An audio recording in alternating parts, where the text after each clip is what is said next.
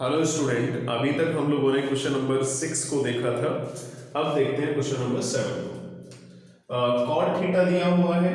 Cot theta जानते हो क्या होता है? Base upon perpendicular, because ten क्या होता है? Perpendicular upon base. टेन का रेसिप्रोकल कॉट होता है। ठीक है, इसको सॉल्व करने के दो मेथड है। एक तो मेथड है कि ट्राइंगल का हम यूज करेंगे और उससे सॉल्व करेंगे। दूसरा डायरेक्ट आइडेंटिटी का यूज करेंगे। वैसे हम लोग पढ़ रहे हैं इंट्रोडक्शन ऑफ ट्रिग्नोमेट्री, तो इंट्रोडक्शन ऑफ ट्रिग्नोमेट्री में जितने भी क्वेश्चन होते हैं वो ट्राइंगल का यूज करके और परपेंडिकुलर, बेस, हाइपोटेन्यूस, इनका कॉन्सेप्ट यूज करके ट्रिग्नोमेट्रिक रेशियो में वैल्यू डाल के सॉल्व किए जाते हैं। ठीक है, बाद में मैं ट्रिग्नोमेट्रिक आइडेंटिटी से भी बता दूंगा इस क्वेश्चन को। थीटा है तो थीटा को मैंने यहाँ पे ले लिया और एंगल के पास वाली साइड हमेशा बेस होती है तो बेस 7 हो गया और परपेंडिकुलर इसमें 8 हो गया। हाइपोटेन्यूस को हम निकाल लेते हैं, दो साइड गिवन है, थर्ड साइड को निकालना है। पाइथागोरस थ्योरम लगा लेते हैं इसमें। तो पाइथागोरस थ्योरम जब लगाएंगे तो आएगा AC square is equal to AB square plus BC square.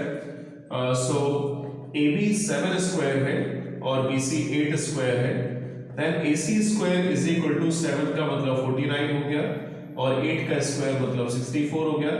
तो AC इज इक्वल टू हमें मिलेगा रूट ऑफ 9 4 13 और 6 4 10 1 11 यानी 113 मिलेगा। तो जो हमें एक्सप्रेशन को इवेल्युएट करना है, फाइंड आउट करना है, उसी को ले लेते हैं। 1 plus sine theta 1 minus sine theta दिया है तो 1 प्लस साइन थीटा की वैल्यू डाल देते हैं इसमें। साइन क्या है? परपेंडिकुलर अपॉन हाइपोटेन्यूस यानी 8 अपॉन रूट 113 और 1 माइनस 8 अपॉन रूट 113 आएगा। 1 minus sine theta because denominator में क्या है? 1 प्लस कॉस थीटा। कॉस क्या है? बेस अपॉन हाइपोटेन्यूस यानी 7 अपॉन रूट 113। हाइपोटेन्यूस रूट 113 ही था और यहाँ पे जब हम डालेंगे तो 1 माइनस 7 अपॉन रूट ऑफ 113 आएगा। और इसके बाद आइडेंटिटी लगा देते हैं। a plus B A minus B का फॉर्म बन रहा है तो 1 माइनस 8 अपॉन रूट 113 स्क्वायर आएगा और 1 माइनस यहाँ पे भी आइडेंटिटी होगी 1 माइनस 7 अपॉन रूट 113 आएगा स्क्वायर। तो जब हम इसको सिंप्लीफाई करेंगे तो 1 माइनस 64 अपॉन 113 आएगा, रूट चला जाएगा स्क्वायर करने से और 1 माइनस 49 अपॉन रूट 113 हो गया। ठीक है, इसके बाद देखते हैं जब इसको सिंप्लीफाई करेंगे बाई 1 किया, एलसीएम ले लिया, रूट 113 माइनस 64 होल अपॉन किया तो 113 माइनस 49, ये टर्म कैंसिल हो गया। जब हम इसको माइनस करेंगे तो 49 अपॉन 64 मिलेगा। आप चेक कर सकते हैं इसको। ठीक है, इसका मैं ट्रिक भी बता देता हूं, अगर डायरेक्ट करना हो या फिर ट्रिग्नोमेट्रिक आइडेंटिटी का यूज करके करना हो तो a plus B A minus B यानी 1 minus sine square theta, 1 square minus sine square theta because 1 का स्क्वायर 1 ही होता है और डिनोमिनेटर में भी हो गया a plus B A minus B 1 minus cos square theta. जैसा कि मालूम होगा 1 minus sine square theta cos square theta होगा। अगर नहीं भी पता है तो आगे चल के जब आइडेंटिटी पढ़ाएंगे तो ये सारी चीजें हम क्लियर करेंगे। 1 माइनस कॉस स्क्वायर थीटा क्या होता है? साइन स्क्वायर थीटा हो गया। ये कॉट स्क्वायर थीटा हो गया because cos square theta upon sine square theta क्या होता है? Cot square theta. मैंने पिछले लेक्चर में बताया था कि sine square theta upon cos square theta tan square theta होता है। तो कॉट हमें पता है 7/8 तो इसका स्क्वायर करेंगे तो आएगा 49/64। अब देखो सेकंड पार्ट में कॉट स्क्वायर थीटा ही था तो कॉट स्क्वायर थीटा का वैल्यू हमें 49/64 मिल गया, यानी जो फर्स्ट पार्ट का आंसर बनेगा वही सेकंड पार्ट का सेम आंसर हो जाएगा। मुझे लग रहा है ये क्लियर हो गया होगा। आगे चलते हैं। क्वेश्चन नंबर 8, कॉट ए दिया हुआ है 4/3 और जो हमें वेरीफाई करना है, चेक करना है कि 1 minus tan square upon 1 plus tan square ये cos square minus sin square के इक्वल है या नहीं है, ऐसा हमें प्रूफ करना है। तो cot a 4/3 होता है तो tan a कितना होगा? 3/4 हो जाएगा। जैसा मैंने बताया था कि अगर हमें दो साइड पता है, tan का मतलब क्या होता है? Perpendicular upon base. अगर हमें दो साइड पता है तो थर्ड साइड को हम निकाल सकते हैं पाइथागोरस थ्योरम से। इसको सॉरी हम बाहर लिख लेते हैं। ABC एक राइट एंगल एरिया तो परपेंडिकुलर हो गया एंगल A के लिए, एंगल A पे ध्यान देना है तो परपेंडिकुलर हो गया 3 और इसका बेस हो गया कितना? 4 और हाइपोटेन्यूस पाइथागोरस थ्योरम से 5 आ जाएगा। अब इसके बाद हम इसकी लेफ्ट हैंड साइड ले लेते हैं। अगर left hand side right hand side के इक्वल आ जाती है तो हम बोल देंगे कि ये जो हमें इक्वेशन दी है वो बिल्कुल परफेक्ट है। तो लेफ्ट हैंड साइड को लिया 1 माइनस tan स्क्वायर और 1 plus tan square, value put कर लेते हैं। 1 माइनस tan a का वैल्यू चेक करो 3/4, 3/4 स्क्वायर है तो 3 का स्क्वायर 9, 4 का स्क्वायर 16, डिनोमिनेटर में भी देखो स्क्वायर है तो 3 का स्क्वायर 9, 4 का स्क्वायर 16 आएगा।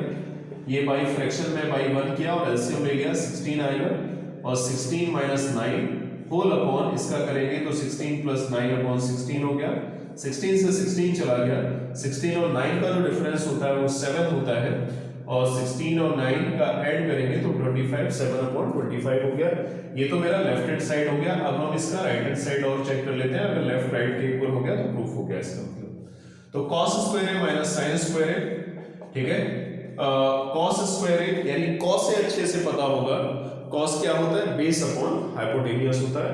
cos क्या होता है, बेस अपॉन हाइपोटेनियस होता है। मैंने अगर याद हो तो पाकिस्तान भूखा प्यासा और हिंदुस्तान हरा भरा करके ट्रिक बताई थी। यानी ये साइन के लिए होता है, ये cos के लिए होता है, ये tan के लिए होता है।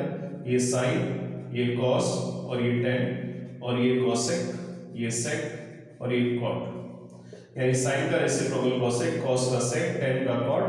साइन का देखेंगे परपेंडिकुलर अपॉन हाइपोटेनियस, cosec का देखेंगे तो हाइपोटेनियस अपॉन परपेंडिकुलर। इस तरह से उल्टा करके देख लेते हैं। तो cos क्या होता है, cos होगा बेस अपॉन हाइपोटेनियस।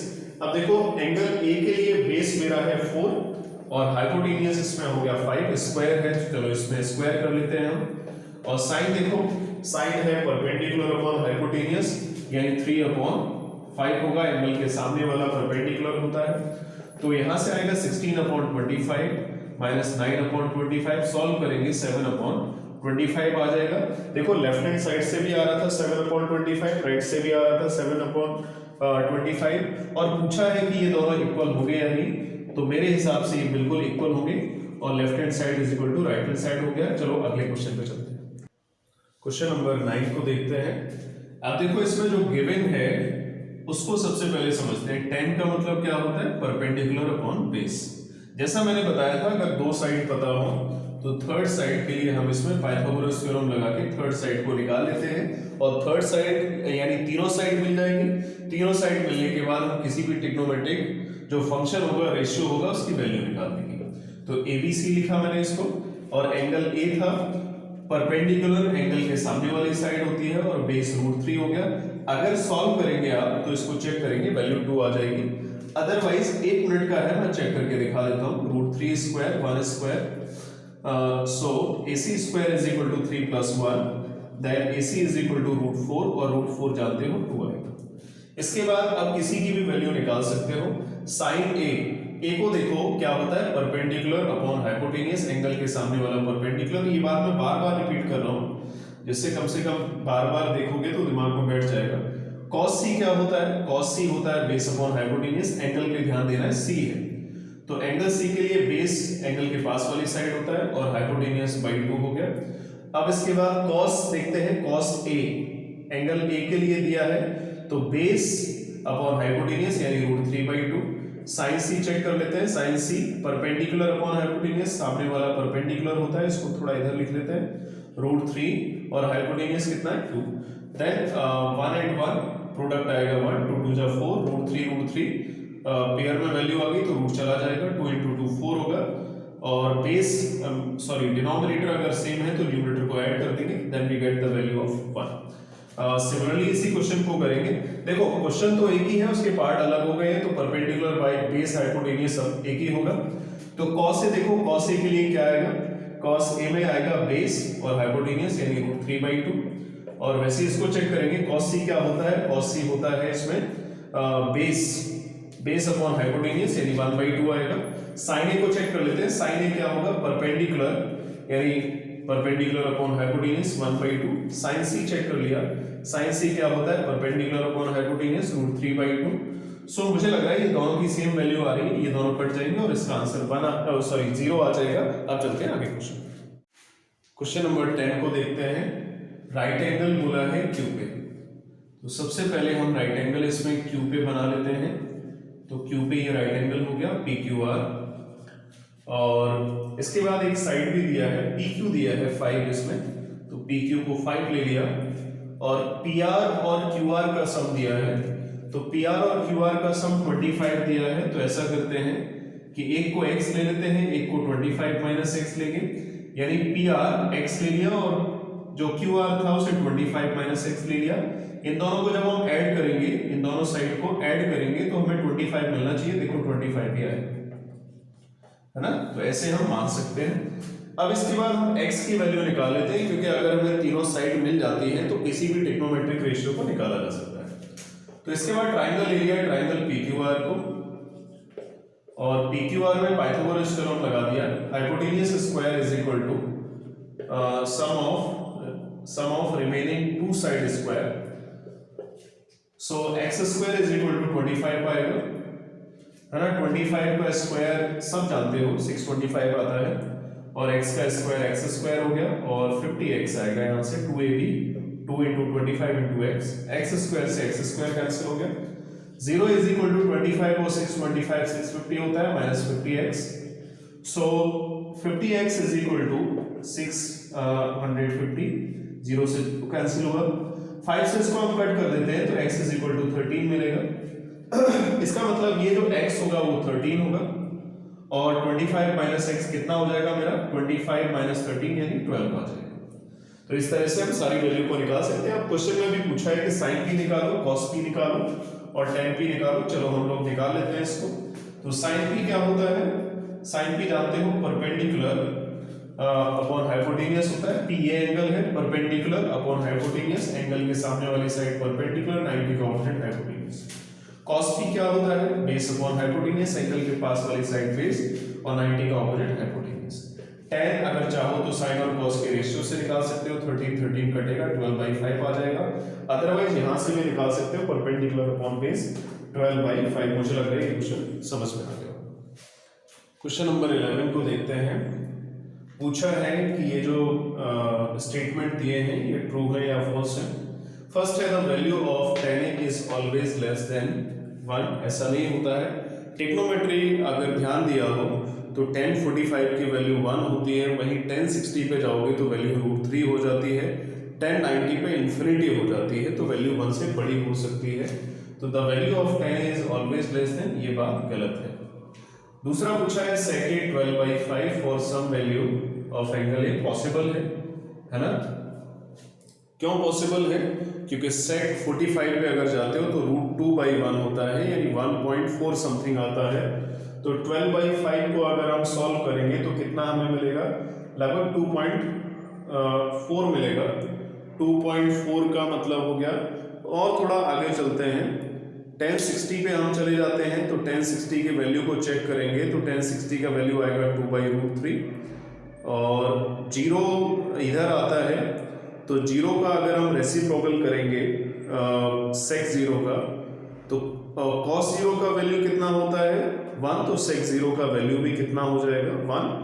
और cos 90 पे अगर जाके चेक करेंगे तो cos 90 का वैल्यू 0 होगा, तो sec 90 का इन्फिनिटी, तो ये वैल्यू उसमें आ सकती है।